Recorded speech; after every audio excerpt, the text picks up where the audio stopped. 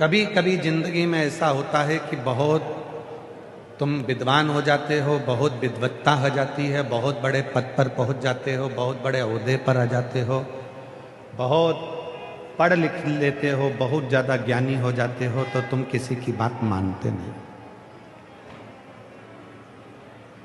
फिर तुम्हें किसी की बात अच्छी नहीं लगती। पहले के लोग और आज के लोगों में अंतर है। पहले के समय में लोग समझते थे, फिर समझाते थे।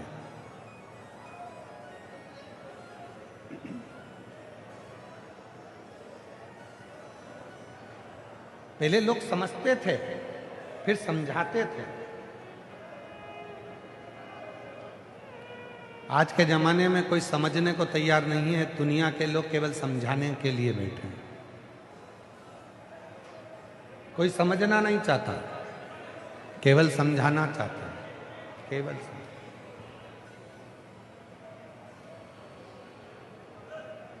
और शिव पुराण कहती है, जिसने जिंदगी में समझ लिया वही समझाए तो अच्छा है, और जो समझा ही नहीं, केवल समझा ही रहा है, उसमें श्रेष्ठता नहीं, उसमें फिर श्रेष्ठता नहीं हो सकती। स्वयं समझो पहले। और यहां तक शिव पुराण की कथा कहती है, सास को बहू के हृदय की बात को समझना चाहिए और बहू को सास के हृदय की बात समझना चाहिए। जब दोनों एक दूसरे की बातों को समझ लेते हैं, पत्नी को पति के भाव समझना चाहिए, पति को पत्नी के भाव समझना चाहिए। जब दोनों एक दूसरे के भाव समझ लेते हैं तो जिंदगी में कभी क्लेश नहीं होता।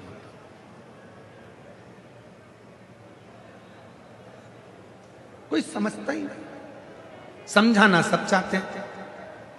बच्चे माँ बाप को समझा रहे हैं, माँ बाप बच्चों को समझा रहे हैं, सास बहू को समझा रही है, बहू सास को समझा रही है, पति पत्नी को समझा रहा है, पत्नी पति को समझा रही है, जेठानी देवरानी को समझाना चाहती है और देवरानी जेठानी को समझाना चाहती है। समझना कोई नहीं चाहता।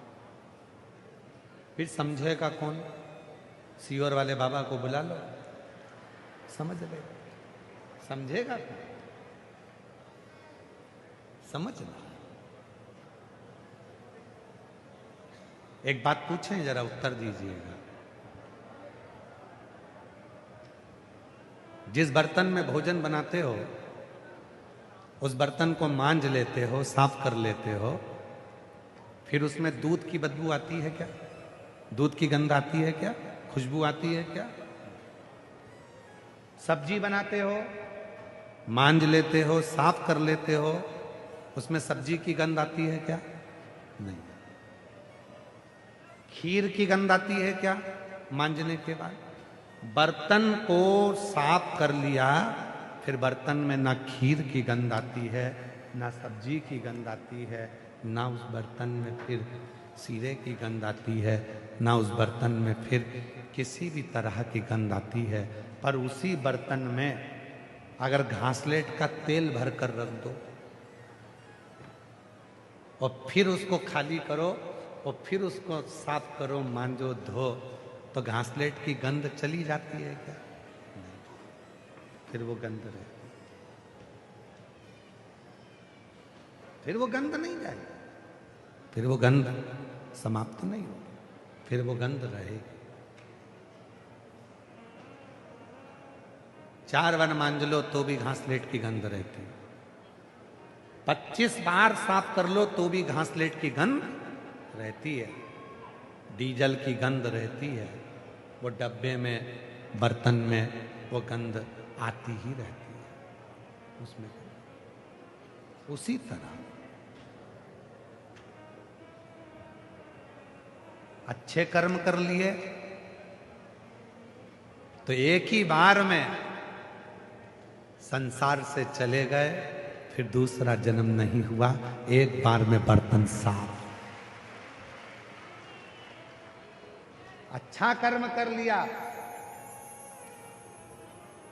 भगवत भजन कर कर, मंत्र जाप कर कर, नाम जाप कर कर, अच्छा कर्म कर कर, गौ माता की सेवा कर कर, भूखे को भोजन करा कर, प्यासे को पानी पिलाकर, कोई अच्छा कर्म कर कर जब तुम चले गए, एक बार में बर्तन साफ हो गया, एक बार में, बस अब अगला जन्म नहीं, फिर जन्म नहीं। और मान लो बेकार कर्म कर कर गए, घासलेट का तेल का बर्तन हो गए, तो बार बार मांजो तो भी साफ नहीं होता। जितने जन्म लोगे हर जन्म में भुगतना पड़ेगा, साफ नहीं।